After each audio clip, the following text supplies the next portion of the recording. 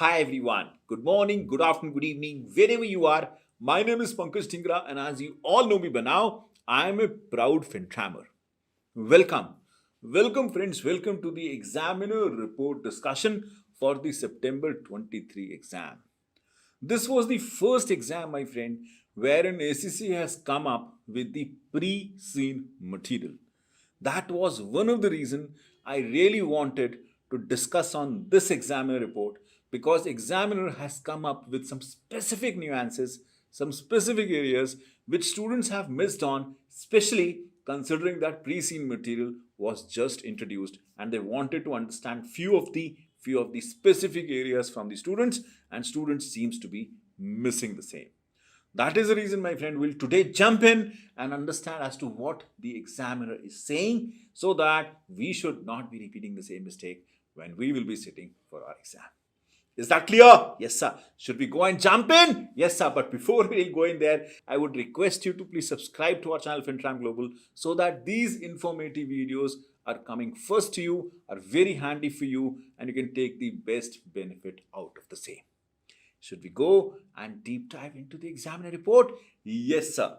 But before I really start off as to what was there in the September, I just want to highlight one thing about the examiner report, especially for the folks who are seeing us for the first time, and they're the newcomers in terms of sitting out for the SBL exam.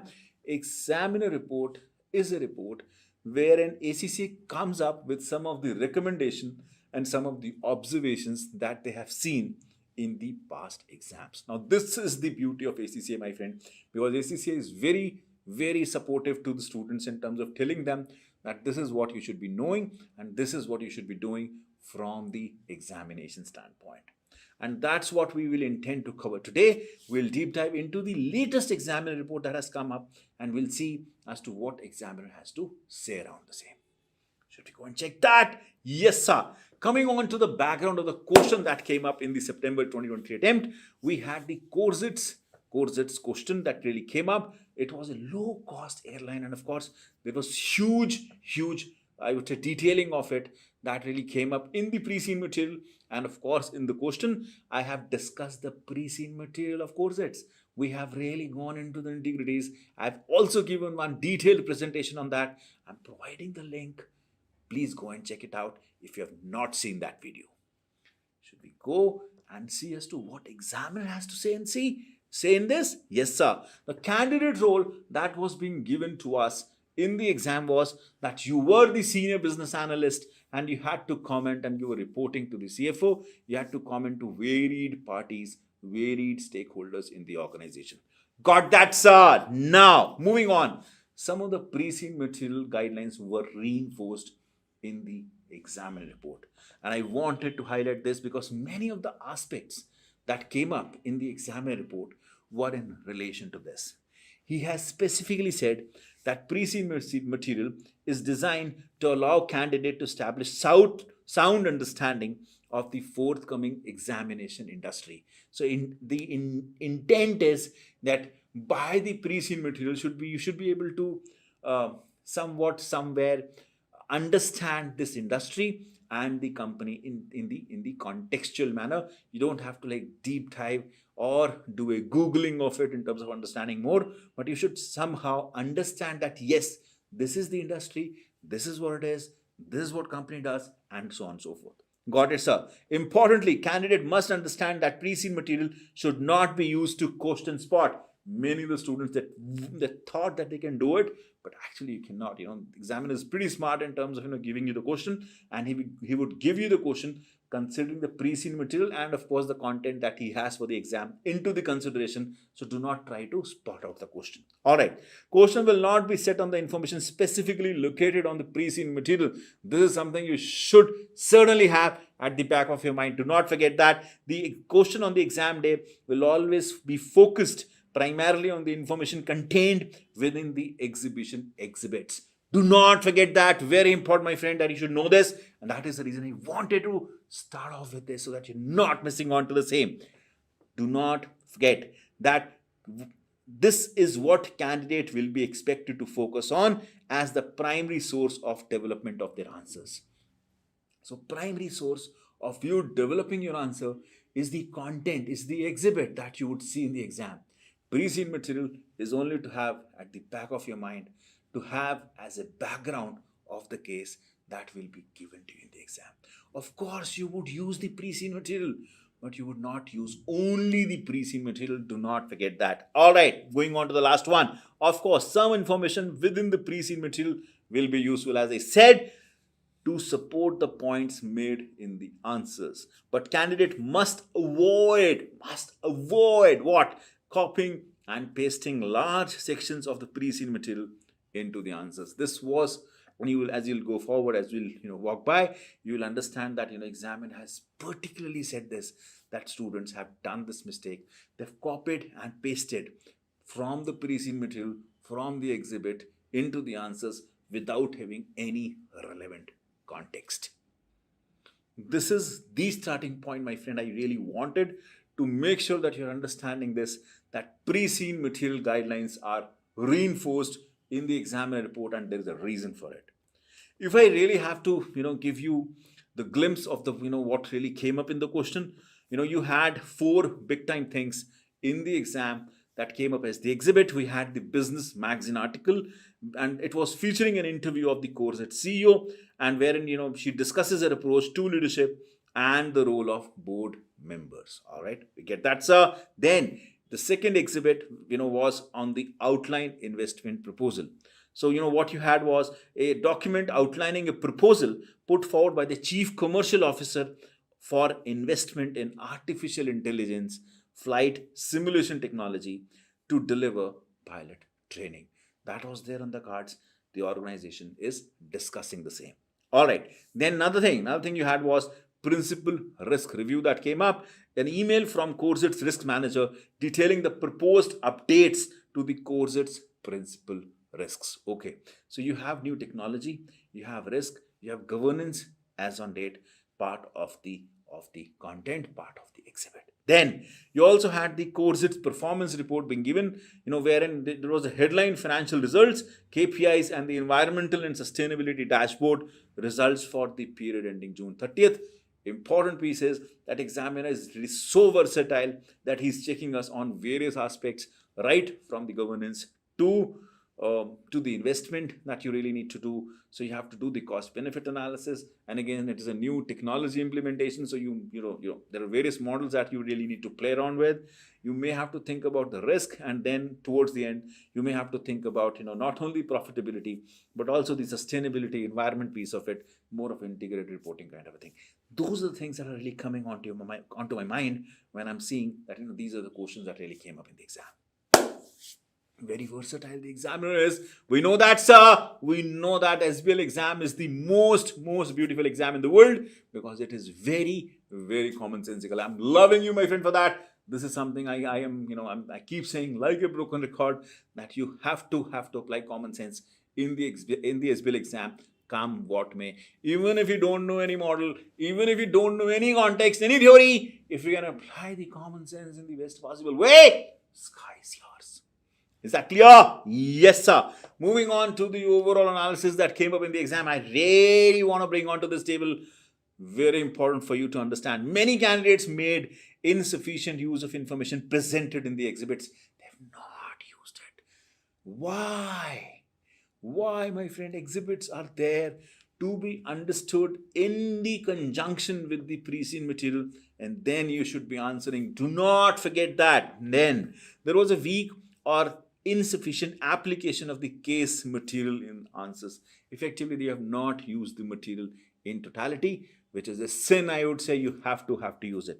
Some candidates continue to answer the task they wish had been set rather than the task that actually got set. You know why? Because they started somewhere thinking that this is what the question spotting would do to them.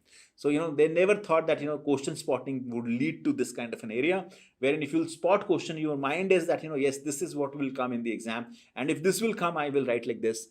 This is where you may go wrong, and that's what examiner has really highlighted, that you kept on writing something that you wanted to write rather than what examiner wanted. Please note, no question spotting in the exam. And the main weakness were failure to consider the context of CourseEd, you basically copied and pasted the pre-seen material and the exhibit information into the answer with no attempt to value add or with no reasoning why it should be there as part of the answer. It is a sin, my friend. You have to have the right context being given in the answers. You have to have the right context being shared with the examiner as far as that question is concerned. Do not forget that. Is that clear? Yes, sir.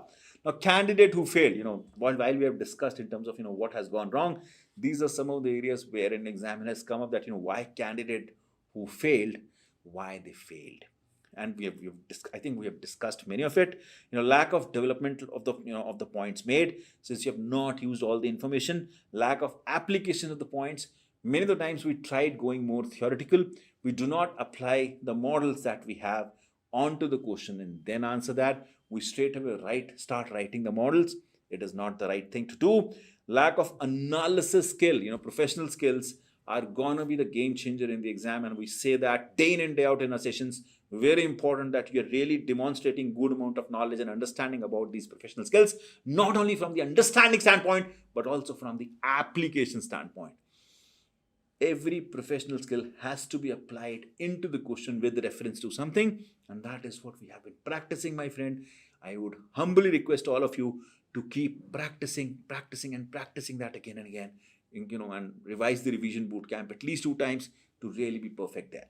All right. Poor level of technical knowledge. I think this ideally should not have been there, but examiner has highlighted that. Lack of commercial acumen, again a professional skill being quoted. Wasting time, making irrelevant content, something that one should really avoid, and failure to provide everything that the requirement specified. Many of the times, my friend, we have seen that, we have discussed that, including when we have done the questions in the revision boot camp. We've really highlighted this. Many of the time, you would get many of the requirements in one question. So you may have this and this to be fulfilled. If you're only fulfilling one of the requirement of the examination, is not going to give you marks. Please do not do that. Is that clear? Yes, sir. A specific comment that came up, I think we have already covered it, but since it came up, I would say very glaring onto the examiner report, I just wanted to mention this. Level of application of answer were generally disappointing. So you're not applying the content, the theory to the case and answering that, particularly in the light of candidates having access to the pre-seen information, which would have meant a better understanding of the case context, because pre-seen material has an objective of giving you the better context and better content. That was not the case, and therefore better applied answers were expected, but it was not the case. However, we in fact saw more evidence to copy and paste the exhibit information into the answers than in the previous settings, which is awful. You should not have done that. With little or no attempt to add any further value to this approach will score no marks. I really want to highlight this, and I really want to tell you this, my friend, that this is something you should not be doing. It is always good to learn from your own mistakes, but it is even better, my friend, to learn from the others' mistake. People have done this mistake. For those who will be sitting on in the exam going forward, you should not be repeating this, come what may. We are FinTrammers, sir. We are not gonna be repeating this. I'm loving you, my friend, for that. That is what would get me my cup of coffee once you have cleared your exam. Please do not forget that. Is that clear? Yes, sir. Now, some suggestions that I have, I just want to, quickly wrap this up. I didn't wanted this to be a very long session. I just wanted you to have this capsule and know this. Since you're preparing for the upcoming exam, you should know this and you should not do the mistake. All right. Candidates must also spend sufficient time on planning to ensure that their answers are, number one, structured logically. Most important first, then the next one, and then the least one. Do not forget that. Balance in terms of depth of the discussion required and breadth of the points made. We have practiced that in the revision boot camp. Do not forget that. Covering the most important points first and always is going to be the important thing. Do not pad out your answer with unnecessary information. It is not needed. Do not make the same point 2 times and do not do overlapping. That is not needed. Some small things, my friend, but can be a game changer for you in the exam, can be a big time difference in the exam. Do not forget that. Is that clear? Yes, sir. As I said, this was more of an antibiotic shot for you. I just wanted you to know that this is something that if this comes your way, what is your modality to handle that? Now, for the folks who are seeing us for the first time and of course thinking about pursuing their SBL journey, we have various, I would say, support model available for the SBL students. We have the full course for the strategic business leader exam, wherein we do all the sessions, we do all the lectures in terms of the syllabus areas, and of course knowing as to what you really need to know. But when we do it with the perspective in mind that you really need to know the practical examples. So we discuss so many practical cases just to make sure that you really have the sense of it. While we do that, this also comes up with the revision boot camp, where we practice the concept, the comprehensive and the past examination questions, giving you all the tips and tricks that you really need, including the professional skills and various formats that you really need to know. Now, this is the first offering that FinTram really has in terms of giving you the full course with the revision boot camp. For the folks who have already done, and of course they have been, they've already done the syllabus area content, they just need to practice the question. They can also take the revision boot camp, wherein we do hell lot of practice, my friend, including the past exam questions, wherein I solve it for you and I'll tell you that, this is what you should be knowing and this is where things go wrong your way. Is that clear? Yes, sir. We also have the memory chart book for you, my friend, which is a pictorial or a graphical or a dramatical, I would say, description, of various syllabus area contents of the strategic business exam. What we have done is that we have given you pictorial way of remembering those concepts. So memory chart book really helps you memorize things and revise things again and again in no span of time. And last but not the least, to all the folks who have been trying to clear the strategic business exam but have not been able to for whatsoever reason, we have a fast track course for you, wherein you would revise the entire content with me. You will go through the entire content with me in a fast track mode and also practice questions with me in the revision boot camp, knowing where things may go wrong. With all of this, we also practice some mock exams towards the end to ensure that you're getting the best content possible, best extent possible. You're there from the examination standpoint and you can hit the exam in the best possible way. And of course, treat me with my cup of coffee when you're done with it. Is that clear? Yes, sir. Now, that's what I wanted to cover, my friend, today. I really wanted, as I said, this to be very short and of course, very crisp for you to really know that this is what September 2023 exam really thrown at you. Please know it. We are not going to be doing this mistake again. I'm providing the details over here, my friend. You have, the FinTram number. You have the website to really look out to. You also have my WhatsApp number. In case you have any question or query for me, I'll be more than happy to answer that. Is that clear? Yes, sir. Now, that's what I really wanted to cover, my friend. In case this video was helpful to you, I would appreciate if you can press a like button, or in case you have any query, do post it, my friend. Do post it in the comment box. I'll be picking it up and I'll be answering that.